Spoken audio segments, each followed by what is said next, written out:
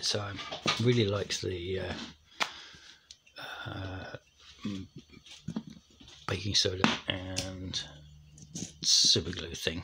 But having not learnt from the fact that it was effectively similar to expanding foam, I decided to do it again and use it there. Now, what I have done though is these were freestanding previously just against here, which means they rock about.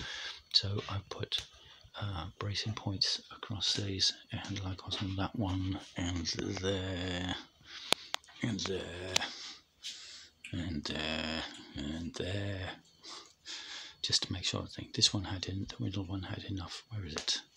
Where's the middle one? Yeah, the middle one behind here has enough here to not worry about. This has gone remarkably taut. I'm very, very pleased with that.